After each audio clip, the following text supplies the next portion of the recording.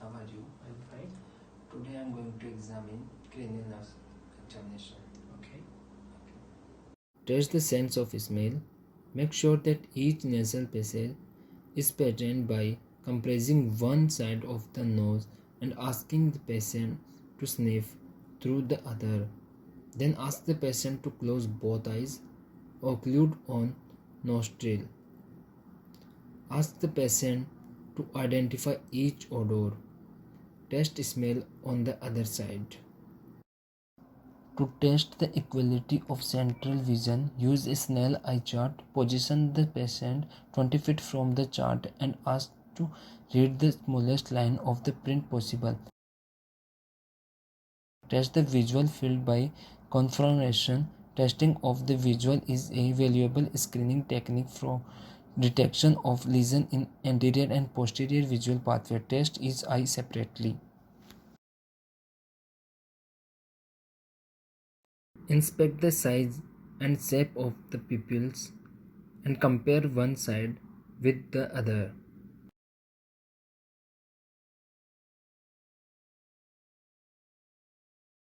Test the extraocular movements in the 6 cardinal directions of gaze and look for loss of conjugate movements in any of the 6 directions which causes diplopia.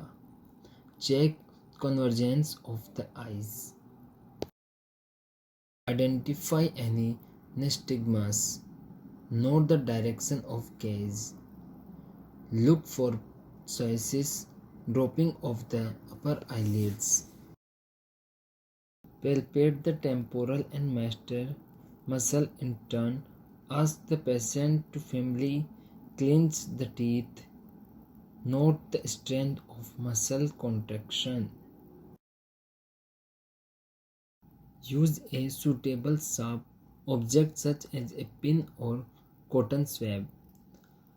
While testing, occasionally substitute the blunt end for the point as a concentrating stimulus, asking the patient to report whether each stimulus is sharp or dull and compare sides.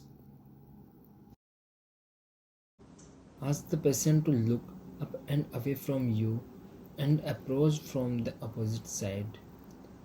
Lightly touch the cornea with a fine whisk of cotton. Inspect the face. Note any asymmetry. Ask the patient raise both eyebrows. Frown. Close both eyes tightly so that you can not open them. Show both upper and lower teeth. Puff out both cheeks. Assess hearing with the whispered voice test.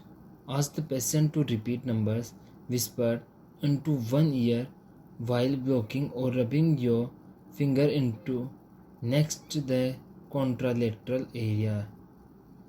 If hearing loss is present, determine if the loss is conductive from impaired air through ear transmission or sensorineural from damage to the cochlear branch of CN8 with for air and bone conduction using the Rhine test and lateral using the Weber test.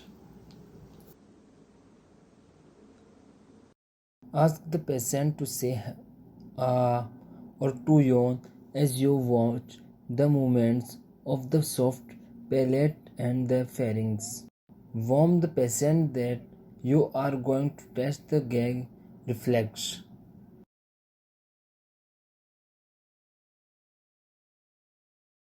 Standing behind the patient, look for atrophy or fasciculation in the trapezius muscle.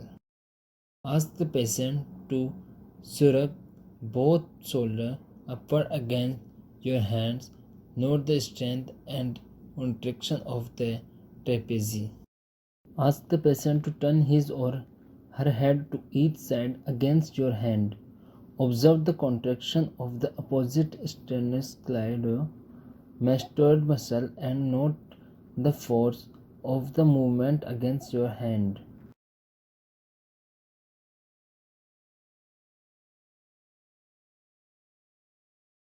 Listen to the articulation of the patient's words. Inspect the patient's tongue as it is lies on the floor of the mouth. Look for any atrophy or fasciculation. With the patient tongue protruded, look for asymmetry, atrophy or deviation from the midline. Ask the patient to move.